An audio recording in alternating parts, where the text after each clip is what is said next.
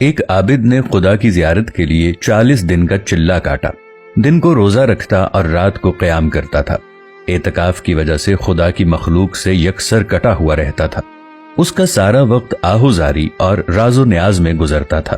36ویں رات اس عابد نے ایک آواز سنی، شام 6 بجے تانبے کے بازار میں ایک فلاں تانبا ساز کی دکان پر جاؤ اور خدا کی زیارت کرو۔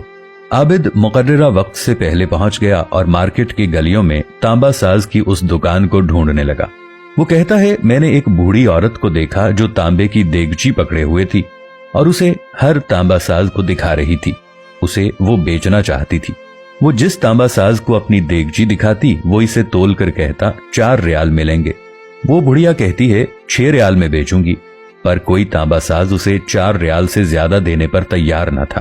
آخر کار وہ بڑھیا ایک تانبا ساز کے پاس پہنچی۔ تانبا ساز اپنے کام میں مصروف تھا۔ بوڑھی عورت نے کہا، میں یہ برتن بیچنے کے لیے آئی ہوں اور میں اسے 6 ریال میں بیچوں گی۔ آپ اسے کیوں 6 ریال میں بیچیں گی؟ اس نے پوچھا۔ بوڑھی عورت نے دل کی بات بتاتے ہوئے کہا کہ میرا بیٹا بیمار ہے، ڈاکٹر نے اس کے لیے نسخہ لکھا ہے جس کی قیمت 6 ریال ہے۔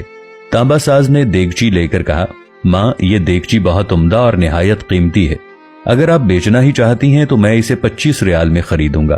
بوڑھی عورت نے کہا کہ کیا تم میرا مذاق اڑا رہے ہو؟ تانبے والے نے کہا، ہرگز نہیں، میں واقعی 25 ریال دوں گا۔ یہ کہہ کر اس نے برتن لیا اور بوڑھی عورت کے ہاتھ میں 25 ریال رکھ دیے۔ بوڑھی عورت بہت حیران ہوئی اور دعا دیتے ہوئے جلدی اپنے گھر کی طرف چل پڑی۔ عابد کہتا ہے کہ میں یہ سارا ماجرا دیکھ رہا تھا۔ جب وہ بوڑھی عورت چلی گئی تو میں نے تانبے کی دکان والے سے کہا، چچا لگتا ہے آپ کو کاروبار نہیں آتا۔ بازار میں کم و بیش اس دیگچی کو دیکھتے تھے اور 4 ریال سے زیادہ کسی نے اس کی قیمت نہیں لگائی، اور آپ نے پورے 25 ریال میں اسے خرید لیا۔ بوڑھے تانبا ساز نے کہا کہ میں نے برتن نہیں خریدا، میں نے اس کے بچے کا نسخہ خریدنے کے لیے اور 1 ہفتے تک اس کے بچے کی دیکھ بھال کے لیے پیسے دیے ہیں۔ میں نے اسے اس لیے یہ قیمت دی ہے تاکہ گھر کا باقی سامان بیچنے کی نوبت نہ آئے۔ عابد کہتا ہے کہ میں سوچ میں پڑ گیا۔ اتنے میں غیبی آواز آئی، چلہ کشی سے کوئی میری زیارت کا شرف حاصل نہیں کر سکتا، گرتے ہوں کو تھامو، غریب کا ہاتھ پکڑو، ہم خود تمہاری زیارت کو آئیں گے۔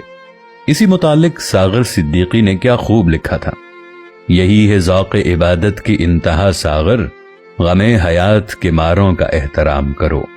ناظرین، ہمارے ارد گرد بہت سارے ایسے لوگ ہوں گے جو چلتے پھرتے خدا کے بندے ہوں گے، آپ ان کے لیے سہارا بن جائیں، اللہ آپ کے قریب آ جائے گا۔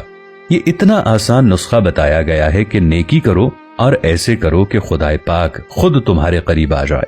اللہ سے یہ دعا ہے کہ اللہ ہم سب کو نیکی کرنے کی توفیق عطا فرمائے، آمین یا رب العالمین۔